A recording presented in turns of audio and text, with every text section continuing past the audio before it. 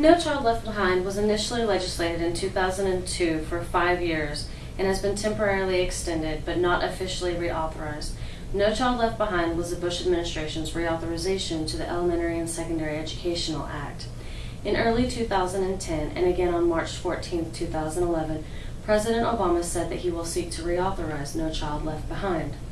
Supporters for No Child Left Behind agree with the accountability and educational standards and believe that the emphasis on test results will improve the quality of public schools for kids.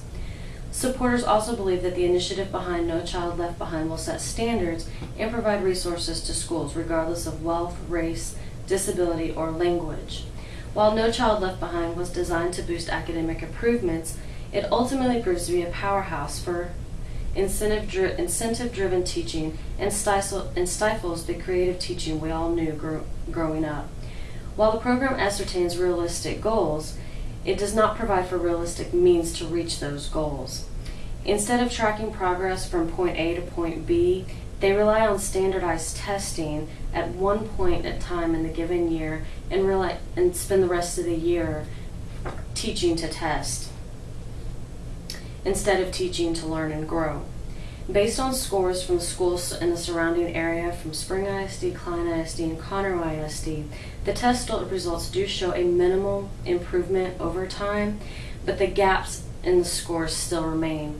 In the 2008-2009 school year at Bailey Elementary in the Spring ISD School District, for 6th graders, African Americans scored 87%, decreasing in 2009-2010 school year to 74%, Hispanics from 88% to 80%, white from 95% to 86%, showing the decline in scores, and even more so, the gap in ethnic groups still remains. Under the No Child Left Behind Act, schools have also become more focused on funding and incentives, and those who aren't become very frustrated with the system and the lack of support and the push for better test scores. We know that the Obama administration and Congress are preparing to reauthorize the Elementary and Secondary Education Act, and leaders from the National Education Association monitoring the progress fear that the reauthorization could be worse than what we have now. With President Obama's sights on reauthorization, he is pushing for stricter, harder testing, competition for funding amongst the states, and making teacher credentialing tougher, which will amount to more resentment amongst the teachers within the schools and a shortage of good teachers.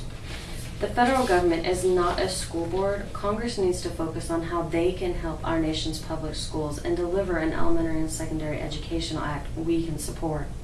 Our children get only one shot at an education, and we need to ensure that it is the best that it can be.